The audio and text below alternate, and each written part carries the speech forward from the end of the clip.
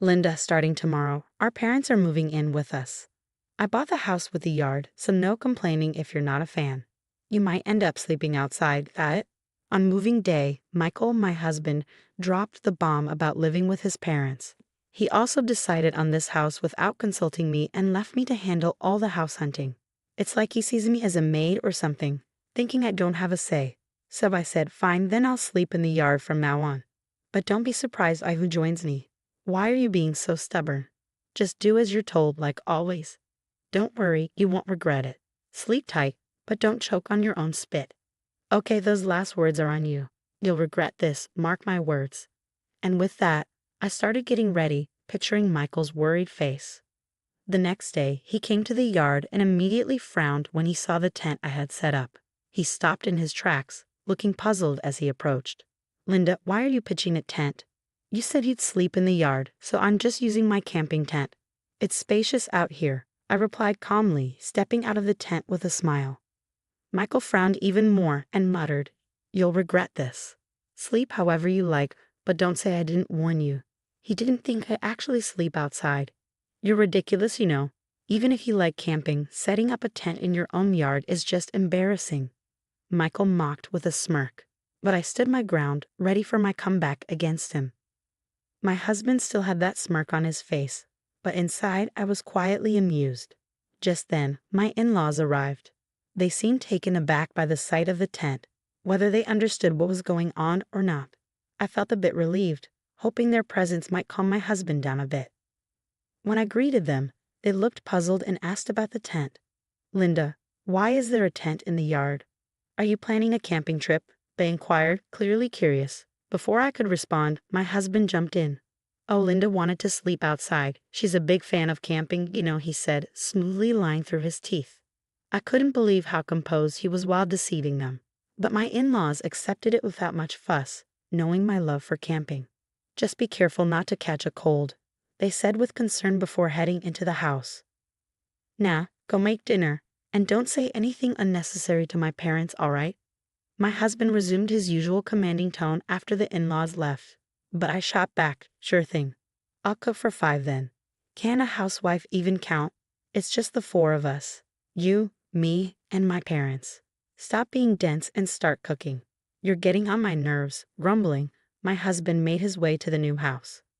Suddenly, he froze in shock as a man emerged from the tent, unzipping it slowly. The yard fell silent. My husband's face registered a mix of confusion and astonishment. He tried to speak but couldn't find the words. Sorry to intrude, the man said. Why is Jim here? What's happening?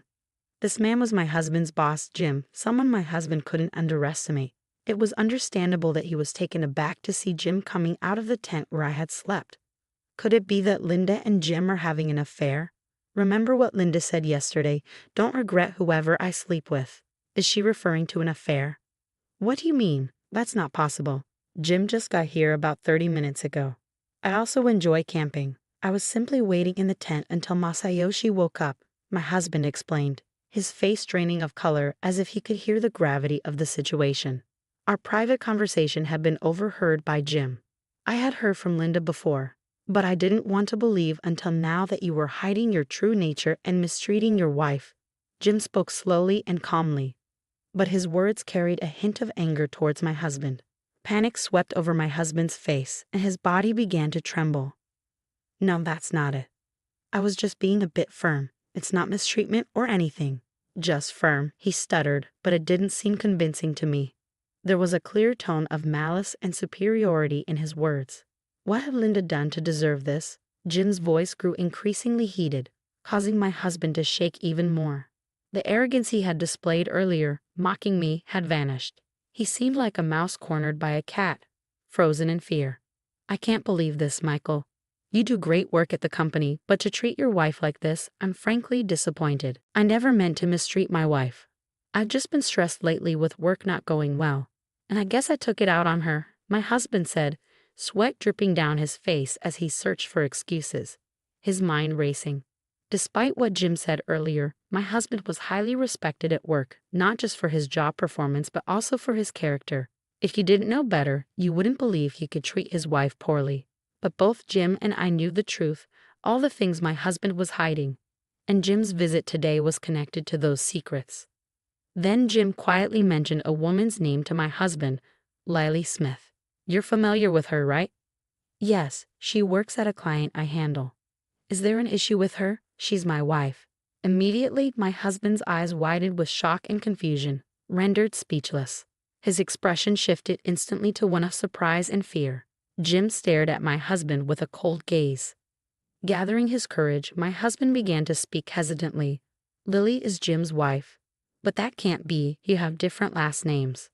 Lily uses her maiden name at work. It's easier for everyone if she's referred to by the name they know. Many women at her workplace do the same. I didn't know anything, and I've made a terrible mistake. In truth, my husband was having an affair with Lily Shimamoto, unaware that she was his boss's wife. Jim had come today to address the affair. I was truly stunned when I learned about your affair, especially that the other woman was my wife. This isn't something that can be shrugged off as a misunderstanding, and regardless of who the other person is, having an affair is unacceptable, Jim stated firmly. You heard it from Linda. Hey Linda, how long have you known? Since when? I've known for several months, since around the time Michael started to withdraw after learning about my infertility, I responded. The catalyst for my husband's mistreatment was my infertility discovery. While undergoing treatments, my husband was unsupportive and distanced himself, leaving me feeling alone. One day, when he claimed he was on a business trip, I accidentally witnessed him leaving for a romantic getaway. That's when I decided to investigate his affair, leading me to discover that his mistress was his boss's wife. Empowered by this revelation, a thirst for vengeance ignited within me. Then my husband floated the idea of purchasing a house in the countryside. His proposal became the catalyst for propelling forward my revenge scheme. I closely monitored his actions and meticulously crafted my plan for retribution, which led to the current circumstances. Michael, you claimed you wanted children, so I decided to redouble my efforts with the infertility treatments. But instead of standing by me, he began to ignore me completely. You left me for Lily, didn't you? You just admitted you never meant to mistreat me, but you were doing it on purpose, weren't you? You were pushing me to my breaking point, aiming for a divorce. Keeping me in the dark about living with your parents was all part of the torment, wasn't it? What do you have to say? Every word dripped with fury as my husband stumbled over his response. I could see that I had hit a nerve. With a piercing stare, I locked eyes with my husband, while Jim's gaze conveyed a mixture of disappointment and disdain. My husband's face turned pale, and his body shook, but he pushed himself to speak, adamantly denying the truth. I admit I may have been tough on Linda, but I strongly reject the accusations of an affair. It's just a baseless claim from Linda and Jim. There's no evidence, right? Linda mentioned a romantic trip, but I simply ran into Lily by chance during a business trip. We had meetings and went for drinks because of work, but there was no affair. I understand, indeed, there's no evidence. We haven't prepared any, right? There's no proof, but you're definitely having an affair. Admit it and apologize to Jim first. Linda, enough now. I didn't have an affair. If you want me to confess, show me the evidence. Don't act all high and mighty and order me around. My husband erupted in anger, his words aimed at me without restraint. The tension in the air crackled with my husband's fiery rage, a clear sign that he felt cornered with nowhere to hide his true self. Unknowingly, he was digging his own grave. What's the matter, Michael? Why are you shouting like that? It's echoing inside the house, I remarked, bewildered by his outburst. Oh, isn't that gentleman over there JLI? I'm terribly sorry for causing a disturbance. Actually, I came today to discuss Michael's affair, Jim announced calmly. The in-laws were undoubtedly stunned by Jim's words. They stood frozen, mouths open in disbelief, as a heavy silence settled over the scene. After a tense 10 seconds, Michael's father-in-law cautiously spoke up. Is it true about the affair, Michael? I find it hard to believe Jim would joke about something like this. Can you explain so we can understand? Dad, it's not true. I'm innocent. Jim is just assuming I'm guilty without any evidence. I swear I haven't done anything like that. You can trust me. Linda, what's happening? I don't understand anything, Mother, Michael protested.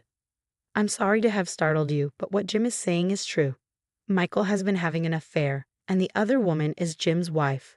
Now, I will prove it, I stated firmly. With that, I pointed to a specific spot. Michael and the in-laws followed my gaze, but all they saw was the tent in the yard. Confusion etched their faces, but they were about to witness something shocking. "I'm so sorry," Lily apologized as she emerged from the tent. Jim hadn't arrived alone. Lily accompanied him. Thus, the entire conversation had been overheard by Lily as well. Meeting Lily for the first time, the in-laws were startled to see an unfamiliar woman stepping out of the tent. Meanwhile, my ex-husband was profoundly shaken by the realization that his affair partner had been nearby all along. "We don't need evidence, Michael. Lily has already fully admitted to the affair." "Actually, we do have evidence, but having Lily confirm it seemed quicker.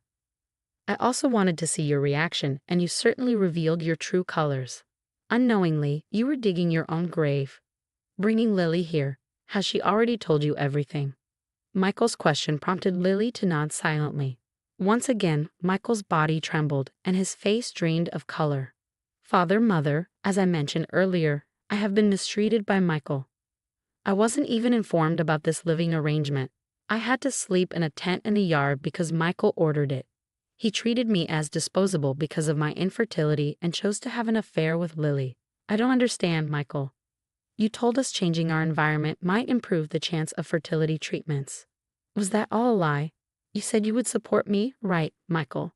Instead of supporting me, you were planning to abandon me." I confronted, the disappointment and anger of my in-laws finally bringing Michael to his knees, where he prostrated himself on the ground, rubbing his forehead fiercely against the earth. "I'm truly sorry. I was shocked to discover Linda's infertility. Having children was my dream, so I thought if I couldn't have children with Lily, I'd need to remarry someone else. That's when I met Lily, thinking she could fulfill my dream." Michael trembled as he desperately confessed, seeming to realize that excuses wouldn't suffice anymore. Without lifting his forehead from the ground, he continued to apologize profusely. But then his body was abruptly thrown to the ground with a dull thud under the furious gaze of his enraged father-in-law. "Linda wanted children too, didn't she? Have you ever considered her feelings? Being unable to conceive, do you think of your wife as property to be discarded when no longer needed? What do you say, Michael? Answer me." My father-in-law's usual gentleness replaced by a rage I had never seen before.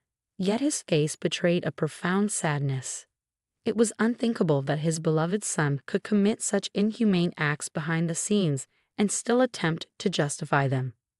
"I've never been a parent, but the thought of my own child doing such things would tear me apart," my father-in-law expressed with anguish as Michael lay on the ground. His mother approached with a similarly pained expression. "Michael, I'm going to divorce you and claim alimony for the mental anguish you've caused," she declared, presenting the already filled-out divorce papers. Michael, still prostrate, took them. However, in a shocking turn, he retorted, "Dad's right. A wife is just property to me, disposable when no longer needed. Clearly, it's all Linda's fault. Had I known about her infertility, I wouldn't have married her. Discovering after marriage feels like a fraud. What alimony? You, the infertile one, should be paying. Don't you dare." My father-in-law grabbed Michael by the collar again, ready to confront him physically, but I stepped in. "Linda, why stop? Are you planning to forgive Michael?" he questioned. "No, father. I will never forgive Michael. But I won't let you harm yourself over him. He's not even worth hitting now. Please let me handle this," I calmly responded, leading my father-in-law to slowly release Michael's collar. After taking a deep breath, I pulled out a piece of paper and addressed Michael. "So everything is my fault because I'm infertile, and you're the victim, right?" Michael was left speechless as I handed him the paper, which contained results he had never anticipated. "Me, infertile? I can't produce children." It turned out the cause of infertility wasn't solely mine, but also Michael's. I had requested him to provide a sample for testing, knowing that infertility isn't always due to the woman. The results diagnosed Michael with azoospermia. While there might be a chance for recovery with treatment, it seemed challenging. I had intended to inform Michael, but he was too preoccupied with his affair to engage in a proper conversation with me. Ironically, now was the first time we truly confronted each other after so long. "I don't believe this. Is this some kind of setup by Linda? Trying to frame me? It won't work," Michael protested. "It doesn't matter if you don't believe it. You'll eventually come to understand. My only desire is to sever ties with Michael and ensure he faces the consequences he deserves." Now, sign the divorce papers quickly, I urged. Are you serious? With that tone, it's gotta be a lie. Tell me it's a lie. Michael repeatedly reviewed the test results, his head in his hands. Jim, the in-laws, and I could only sigh deeply at his state. Lily appeared to be filled with regret as well. Leaving Michael behind, we stepped away from the new house, and Jim and his wife returned home to discuss further. The in-laws then apologized to me, expressing their regret. We might not have been aware, but we failed to see the pain Linda was going through. We don't expect forgiveness, but this is how we feel. We will do whatever we can for you. Even if you divorce Michael, we will always be on your side and ensure he takes responsibility. Just wait and see. There was no need for you to apologize. I was at fault too for not speaking up sooner and allowing myself to be pushed around. Plus, I almost caused you both a lot of trouble because of me. Actually here, I decided to reveal a fact I had kept hidden from my in-laws. I confessed, surprising them. But they chuckled at my thorough preparation, murmuring, "It's all Michael's doing." After finalizing the divorce with my husband, I returned to my parents' home. It didn't take long before I received frantic calls from my ex-husband. "Linda, what's happening? This is all you're doing, isn't it? Answer me." His voice left no room for negotiation. Even over the phone, I could sense his sheer desperation. Suppressing a laugh, I decided to reveal the truth. "Why so panicked? I don't know much except maybe that the new house you bought is defective." "Hey, stop joking around. I just realized it's uninhabitable because I've been too frantic to notice. What are you going to do about this?" "I'm not doing anything. You pushed the house hunting onto me, so I just followed your orders. You were the one who made the final decision to buy her, right? Is there a problem?" The decision to purchase the house with a yard was solely made by my husband, yet he dumped the entire search on me. At that point, I had already considered revenge, leading to my strategy of making him live in a defective house. You can check online for signs of a defective house, like uneven floors, ceiling checks, and door and window operations. I created a checklist and went to the viewings, choosing the property with the most issues. My ex-husband's reaction confirmed that my plan had indeed worked. The only miscalculation was his secret plan to live with my in-laws, which could have caused them great trouble. Thankfully, they now live peacefully elsewhere, away from him. "Linda, help me out. I can't afford to move with the alimony payments and I've lost my job. There's also the fertility treatment. I truly regret everything. I shouldn't have cheated. I should have valued you more." "So you only realized you were wrong after finding out you're infertile? Well, that's good for you. You should reflect on your regrets and start over. Good luck living alone." Wait. Weren't we married? Don't abandon me, please. Listen to me." His self-centered remarks nearly drove me to explode with anger. Done with him, I found any further interaction merely troublesome. Yet, I had to make my point clear. A wife is not property to be discarded when no longer needed, Michael. You said that, remember? Let me reiterate, you are no longer needed in my life. You're expendable. Live with your regrets forever. Goodbye. I could still hear his voice through the phone, but I hung up without a second thought and blocked the number. He probably learned the hard way that some actions are irreversible. As for me, I started a blog and created videos about camping, enjoying a side income while engaging in my hobby. Jim, now divorced, had more free time and occasionally joined me for camping trips or helped with my video projects. I'm truly grateful that Jim and my in-laws stood by me. When I expressed my gratitude, Jim said, "Ignoring such a wonderful woman like you, Michael, really baffled me. If you ever need help, feel free to reach out." Perhaps due to my vulnerable state, my heart skipped a beat. But it wasn't until years later that I realized this flutter was real. Yes, Jim and I ended up getting married. But that's a story for another time.